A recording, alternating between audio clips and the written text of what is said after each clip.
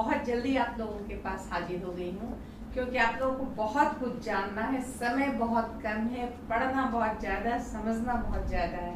तो इसलिए मैं भी सोच रही हूँ थोड़ा जल्दी जल्दी करके आप लोगों को कुछ बताऊँ। और आज मैं आप लोगों के लिए होम रूल आंदोलन, अगर हम हिंदी में कहें तो गृह शासन आंदोलन, और इंग्लिश में उसे होम रूल मूवमेंट के नाम से जाना जाता है। भारतीय राष्ट्रीय कांग्रेस के इतिहास में या भारतीय स्वतंत्रता संग्राम के इतिहास में यह एक महत्वपूर्ण आंदोलन था, गृह शासन आंदोलन या होम रूल आंदोलन। इस आंदोलन ने आगे चलकर बहुत लोगों में जो जोश और उत्साह भरा, और उस जोश और उत्साह ने भारत को स्वतंत्रता दिलाने में बहुत बड़ी भूमिका निभाई। वह होम रूल आंदोलन था। अब हम बात करते हैं होम रूल आंदोलन क्या था। होम रूल आंदोलन था औपनिवेशिक साम्राज्य की स्थापना करना, भारत में औपनिवेशिक स्वराज मिलना, इसका एक प्रयास था। हम जानते हैं कि भारत ब्रिटिश शासन के अंदर था, और हमने देखा कि किस तरह भारतीय राष्ट्रीय कांग्रेस की स्थापना हुई, और वहाँ पे जो सदस्य थे, जो भी सदस्य थे वह उदारवादी थे, जो पूरी तरह से भिक्षावृत्ति जैसी सोच पे उनका काम था कि हमें अंग्रेजों के सामने हाथ फैलाकर मांगना है और अंग्रेज हमें देंगे जो हमें चाहिए। बहुत ही उदार था, उनकी नीति जो थी बहुत ही उदार थी। हम देखते हैं कि 1905 आते आते उदारवादियों का असर कम हो गया भारतीय राष्ट्रीय कांग्रेस पर, और उग्रवादियों, जिनका विचार उग्र था ब्रिटिश शासन के प्रति, उनका वर्चस्व भारतीय राष्ट्रीय कांग्रेस पर हो गया। जैसा कि हमने पढ़ा कि बाल गंगाधर तिलक, विपिन चंद्र पाल और लाला लाजपत राय, ये जो तीन मुख्य नेता थे उग्रवादी काल के, तो इनका प्रभाव बहुत अधिक बढ़ गया। इस बीच बहुत छोटी छोटी घटनाएं हुई, जिसमें एक घटना थी कांग्रेस में फूट। हमने देखा कि किस तरह 1906 में, 1907 में ये जो उग्रवादी दल और उदारवादी दल थे, इनके बीच फूट आ गई, और धीरे धीरे उग्रवादी ही छाए रहे भारतीय राष्ट्रीय कांग्रेस में। लेकिन उदारवादियों को हम देखें तो वो पूरी तरह से शिथिल हो गए थे। उनकी विचारधारा जो है वह अब एकदम से मौन हो गई थी। ऐसे समय में समय आगे बढ़ता गया, कांग्रेस का अधिवेशन हर साल होता था, लेकिन वह ऊर्जा और वह उत्साह वह नहीं देखा जा रहा था। ऐसे समय में 1914 का जो कांग्रेस का अधिवेशन हुआ, उसमें श्रीमती एनी बेसेंट, जिसे हमने पढ़ा है, आप याद करेंगे जब हमने पढ़ा था भारत में जो समाज सुधार आंदोलन हुए थे, धार्मिक आंदोलन हुए थे आधुनिक काल में, उसमें हमने एनी बेसेंट को पढ़ा था। और हमने क्या कहा था कि वो जो है एक विदेशी महिला थी, लेकिन भारत में उन्होंने समाज सुधार के क्षेत्र में बहुत बड़ा कदम रखा था और बहुत काम किया था। इसके वह जो है धर्म सुधारक भी थी, लेकिन इनके बाद वह कांग्रेस की सदस्य भी हो गई। और कांग्रेस की सदस्य हो गई तो तटस्थ सदस्य नहीं थी, बहुत सक्रिय सदस्य के रूप में उन्हें जाना जाने लगा था।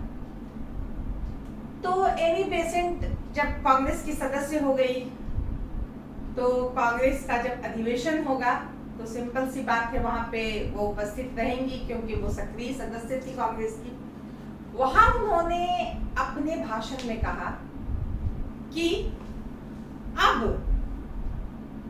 भारत जो है वह शैशव अवस्था से निकल चुका है, यानी कि अब उपनिवेश, ब्रिटिश का उपनिवेश रहते हुए से बहुत दिन हो गया है, अब ये बड़ा हो गया है, अब इसे स्वराज मिलना चाहिए, औपनिवेशिक स्वराज।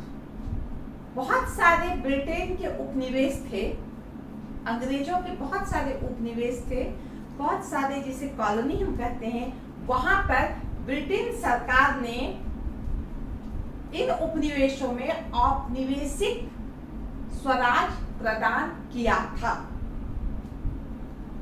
एनी बेसेंट ने अपने इस विचार को अपने इस कांग्रेस अधिवेशन में रखा कि हमें भी औपनिवेशिक स्वराज की अब आवश्यकता पड़ गई है, अब हमें चाहिए औपनिवेशिक स्वराज। तो एनी बेसेंट ने यह विचार प्रकट किया और इसका आधार क्या था? इंग्लैंड में श्रीमती एनी बेसेंट जो है वो मुख्य रूप से विदेशी महिला थी और कहाँ की थी? आयरलैंड की महिला थी। और आयरलैंड एक समय में जब 1908 से लेकर 13 में वहां भी औपनिवेशिक स्वराज के लिए होम रूल आंदोलन चलाया गया था और जिसमें वह सफल भी हुआ था। उसी से एनी बेसेंट प्रभावित थी और उसी के तर्ज पर चाहती थी कि भारत में भी होम रूल आंदोलन हो, यानी कि यहाँ पर भी औपनिवेशिक स्वराज की स्थापना हो, यहाँ पर भी जनता का शासन हो। डायरेक्ट शासन तो मांगा नहीं जा सकता था, तो बहुत बड़ी बात होती। स्थानीय संस्थाओं में, विधानसभाओं में भारतीयों का एक प्रतिनिधि हो, जनता का प्रतिनिधि हो इन संस्थाओं में, यह उनका कहना था। तो इस तरह से एक विदेशी महिला ने भारत के लिए इतना सोचा, यह बहुत बड़ी बात है कि भारत के लोगों को जगाने का प्रयास किया, भारत के लोगों को राष्ट्रीयता की भावना उसमें डालने की कोशिश की। एक उदाहरण है अगर हम कहें तो श्रीमती एनी बेसेंट के जो ये विचार थे, बाल गंगाधर तिलक ने उनका समर्थन किया और बाल गंगाधर तिलक और एनी बेसेंट दोनों को हम कह सकते हैं कि ये होम रूल आंदोलन के संस्थापक थे। उन्होंने शुरू किया और इसकी स्थापना 1916 जून में हुई। बाल गंगाधर तिलक भी उग्रवादी विचार के थे, हमने पढ़ा है, और उन्होंने एनी बेसेंट के इस विचार को बहुत अधिक प्रश्रय दिया और बहुत अधिक मान्यता दी और उनके साथ वो कंधे से कंधा मिलाकर आगे बढ़े। अब हम देखते हैं कि एनी बेसेंट ने बहुत बड़ा काम किया था भारतीयों को जगाने का।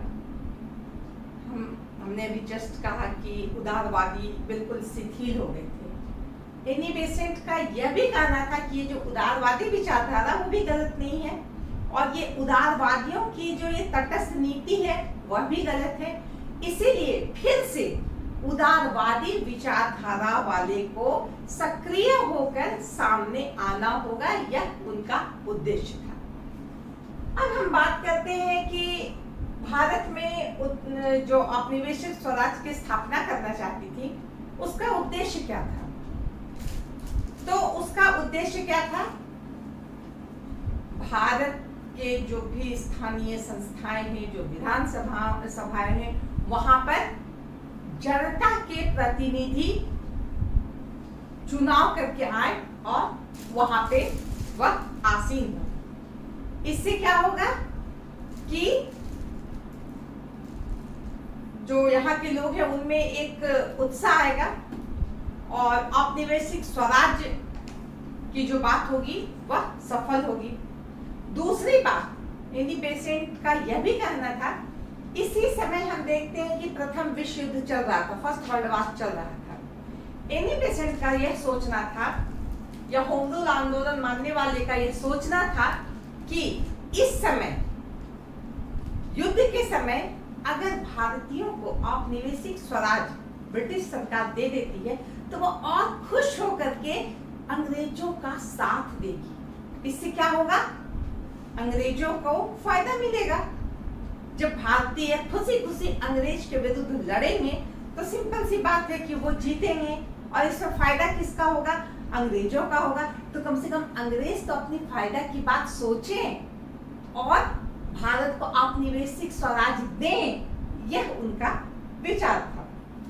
इसके साथ हम क्या देखते हैं कि भारत में उग्रवाद बढ़ रहा था। हमने कहा कि उदारवादी विचारधारा समाप्त हो गई थी और उग्रवादी विचारधारा चरम पर थी।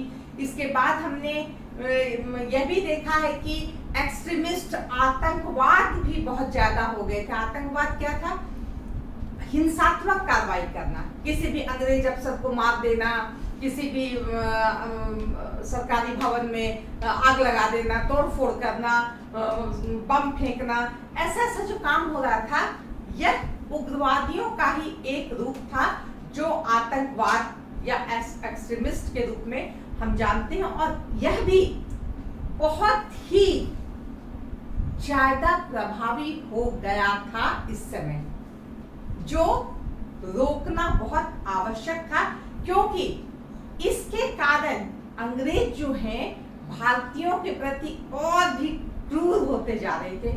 उनमें जो दमन की प्रवृत्ति थी और बढ़ते जा रही थी कि भारतीय जो है बहुत गलत कर रहे हैं, इस पर बम से उड़ा दे रहे हैं, गाड़ी उड़ा दे रहे हैं, भवन में बम फेंक दे रहे हैं, किसी का मर्डर कर दे रहे हैं, ये तो बहुत गलत बात है। तो कुछ लोग, कुछ आतंकवादी राष्ट्रवादी जो थे वह ऐसा कर रहे थे, लेकिन इसका भुगतान कौन कर रहा था, सारी जनता, सीधी साधी जनता जिनको कोई लेना देना नहीं था, वह भी ब्रिटिश की कोख भाजन बन रही थी। उनके जो दमन है उससे वह भी प्रभावित थी। तो इस तरह हम देखते हैं कि जो ये विचारधारा थी इसे रोकना जरूरी था। एनी बेसेंट ने इस क्षेत्र में इसीलिए काम किया कि उदारवादियों को प्रश्रय दे करके हम उग्रवाद को रोकें। यह होम रूल आंदोलन का एक उद्देश्य था। अब हम जैसा कि बताया, भारतीयों में राजनीतिक शिथिलता जो आ गई थी, इतने दिन उदारवादी युग रहा, कांग्रेस की स्थापना हुई 1885 में, उसके बाद हम देख रहे हैं कि 1905 तक उसमें उदारवादियों का प्रभुत्व रहा। उसके बाद हम देख रहे हैं कि उग्रवादी आ गए, उसके बाद आतंकवादियों, ये सारे राष्ट्रवादी ही थे, कोई राष्ट्र विरोधी नहीं थे, लेकिन इनका तरीका अलग अलग था। ब्रिटिश शासन के प्रति उनका जो विचार था, उनकी जो प्रतिक्रिया थी वह अलग अलग थी, लेकिन सभी राष्ट्रवादी थे। अगर हम आतंकवादी कर रहे हैं तो उससे हम नकारात्मक सोच में नहीं कर रहे हैं, नकारात्मक दृष्टि से नहीं कर रहे हैं, हम उसे उस समय के संदर्भ में बोल रहे हैं कि उन्होंने एक आतंक बना दिया था ब्रिटिश सरकार के समय, तो उन्हें रोकना था। प्लस जो शिथिलता आ गई थी कि कहाँ कुछ होने वाला, इतने दिन तो उदारवादियों ने कुछ नहीं किया, उसके बाद उग्रवादी भी आए, उन्होंने भी कुछ नहीं किया, आतंकवादी भी इतना आतंक मचा रहे हैं, अंग्रेजों को इतना डरा रहे हैं, धमका रहे हैं, मुझसे भी कुछ नहीं हो रहा। तो एक प्रकार की शिथिलता आ गई थी भारतीयों में। तो इसे फिर से जगाना था इन भारतीयों को कि जागो, एनी बेसेंट ने कहा था कि मैं एक बहुत ही अनोखा काम कर रही हूँ कि सोए हुए भारतीयों को जगा रही हूँ कि जागो, अपने देश के लिए और अपने देश के लिए खड़े हो, लड़ो और औपनिवेशिक स्वराज को प्राप्त करो। एनी बेसेंट ने ऐसा कहा। हम देखते हैं कि श्रीमती एनी बेसेंट ने 2 पत्रिकाएं निकाली, कॉमनवेल्थ और न्यू इंडिया। इन पत्रिकाओं के द्वारा इन्होंने, आप लोग को याद रखने के लिए मैं लिख दूं यहाँ पे, कॉमनवेल्थ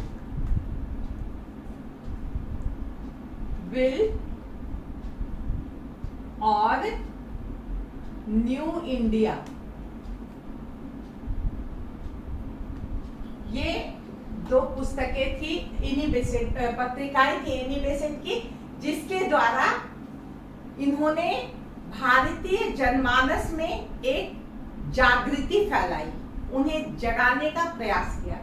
दूसरी तरफ बाल गंगाधर तिलक के 2, एक केसरी जो दैनिक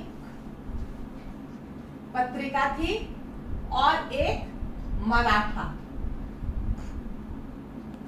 मराठा जो साप्ताहिक थी। इन दोनों के द्वारा बाल गंगाधर तिलक ने लोगों में, भारतीयों में जागृति फैलाने का प्रयास किया कि हमें औपनिवेशिक स्वराज तो चाहिए ही। आपको यह जानना भी चाहिए कि इस आंदोलन से महात्मा गांधी को कोई मतलब नहीं था, उन्होंने इस आंदोलन में कोई भाग नहीं लिया। क्यों? क्योंकि महात्मा गांधी को विश्वास था कि फर्स्ट वर्ल्ड वॉर खत्म होगा और अंग्रेज हमें स्वशासन या स्वराज हमें दे देंगे। उनका ये विश्वास था, जो गलत था।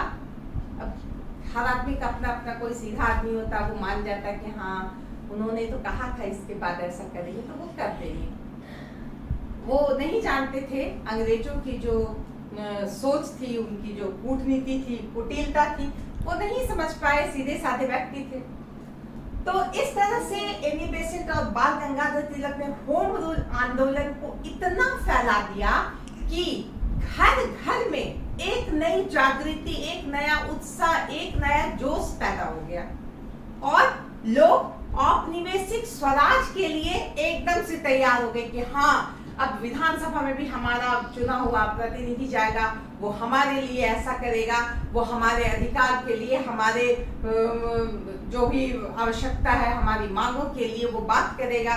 किसी भी जो स्थानीय संस्थाओं हैं, उपसंस्थाएं हैं, वहां पर जाएगा और हमारी बात रखेगा। तो ये जो एक जागृति, एक जोश, एक उत्साह फैल गया पूरे भारत में। इससे क्या हुआ? अंग्रेज डर गए। ये क्या हो गया? ये तो छोटा सा होम रूल आंदोलन इन लोग शुरू किया था औपनिवेशिक स्वराज का, और यहाँ पे तो एक माने जरूरत से ज्यादा उत्साहित हो गए हैं। इन्हें तो कंट्रोल करना होगा, इन पे तो लगाम लगाना होगा, जैसे कि अंग्रेजों की नीति थी। जबकि ये जो आंदोलन था ये बहुत ही संवैधानिक कैटेगरी का था, कोई हल्ला गुल्ला नहीं, कोई हंगामा नहीं, बिल्कुल ही शांति प्रिय तरीके से मांग थी अंग्रेज सरकार से कि हमें औपनिवेशिक स्वराज दी जाए। इसके लिए क्या इन लोगों ने कार्यक्रम चलाया था? सभाएं करना। आज रांची में सभा है, कल लखनऊ में सभा है, किसी दिन मद्रास में सभा है, किसी दिन गुजरात में सभा है। तो इस तरह सभा करके लोगों को बताना, उन्हें उनके अधिकार के प्रति बताना, उन्हें औपनिवेशिक स्वराज के बारे में बताना, इतना सा काम था। उसमें न बम चलाना था, न गोली चलाना था, किसी तरह का आतंक का कोई नामो निशान उसमें नहीं था। भाषण और यात्राएं, लोग अपने विचार इस पर रखते थे, खुल करके विचार रख रहे थे। जो भारतीयों में एक निष्क्रियता आ गई थी वो फिर से एक बार जाग गए थे और उन्हें भी उनके मन में जो इच्छाएं थी उसे वह प्रकट कर रहे थे। अपने भाषण के द्वारा रैली निकाली जा रही थी। तो इस तरह से ये जितने भी कार्यक्रम थे, ये किसी भी तरह से अंग्रेजों को कोई परेशान करने वाले नहीं थे। इसके बाद इनका कार्यक्रम था कि जो होम रूल संबंधित साहित्य है उसका प्रचार करना, क्योंकि लोग कैसे समझेंगे कि हम क्या मांग रहे हैं, हमारी क्या आवश्यकता है, हमें क्या चाहिए। तो साहित्य में, कहाँ, मैगजीन में, पुस्तकों में, पत्रिकाओं में इससे संबंधित बातें लिखी जाती थी, ताकि अधिक से अधिक लोग उसे पढ़ सकें और समझ सकें कि हमें होम रूल आंदोलन में किस तरह भाग लेना है, हमें औपनिवेशिक स्वराज को कैसे प्राप्त करना है। इसके अलावा इनके कार्यक्रम में एक यह भी था कि अपने इस विचार को, अपने इस कार्यक्रम को विदेशों में भी फैलाना, विदेशों को भी जानकारी देना कि भारत में ब्रिटिश शासन को इतने साल हो गए हैं और अभी तक इसे औपनिवेशिक स्वराज भी नहीं दिया गया है। कम से कम विदेश में भी तो लोग जानेंगे, तो उसके प्रति उनकी सहानुभूति होगी या उनकी मदद करेंगे। तो इतनी सारी जो बातें थी वो कहीं से भी अंग्रेजों को सीधे प्रहार नहीं कर रही थी, लेकिन अंग्रेजों को यह रास नहीं आई और उन्होंने क्या किया, जैसे हमेशा करते थे, उन्होंने दमन नीति चला दी। इन अखबारों पर प्रतिबंध, इसके अलावा एनी बेसेंट को गिरफ्तार कर लिया गया। उनके दो महत्वपूर्ण सहयोगी थे, उनको भी गिरफ्तार कर लिया गया। इस बात को लेकर जो संवैधानिक रूप से काम कर रहे थे वो उग्र हो गए कि भाई ऐसा हमने क्या कर दिया कि हमें गिरफ्तार कर लिया गया। एनी बेसेंट को ऐसा क्या उन्होंने कर दिया कि उन्हें गिरफ्तार कर दिया गया। उनके सहयोगी ने ऐसा क्या काम कर दिया, कौन सा अंग्रेजों के विरुद्ध ऐसा गलत काम कर दिया कि उन्हें गिरफ्तार। तो एक ऐसी नई श्रेणी, एक ऐसा नया गुट तैयार हो गया जो होम रूल आंदोलन से और जुड़ गया अंग्रेजों के विरुद्ध। बाल गंगाधर तिलक वो भी इस बात से बहुत खफा हुए कि एनी बेसेंट को कैसे भाई गिरफ्तार कर लिया, ऐसा कोई भी गलत काम नहीं कर रही थी। इस तरह वो विरोध क्या करते, उनको भी गिरफ्तार कर लिया गया। इस तरह से अंग्रेजों ने अपनी जो पुरानी नीति थी, दमन नीति, उसे चालू कर दिया। सभा, भाषण, पुस्तकों, सब पर उन्होंने प्रतिबंध लगा दिया, ताकि ये होम रूल आंदोलन के द्वारा जो लोगों में एक नई जागरूकता फैलाई जा रही है, लोगों को उत्साहित किया जा रहा है स्वराज्य के लिए, आगे चल के स्वतंत्रता के लिए ये हो जाएगा, तो हमें इसे दबा कर रखना है। और उन्होंने अपने स्तर से इसे दबा दिया। क्योंकि हम देख रहे हैं कि ये शुरू हुआ 1916 में, 1917 में ये बहुत ही ज्यादा प्रसारित हुआ, बहुत ही ज्यादा प्रचलित हुआ, लोगों के बीच बहुत ही लोकप्रिय हुआ। लेकिन 1918 आते आते इस आंदोलन को दमन कर दिया गया और यह एक प्रकार से दब गया।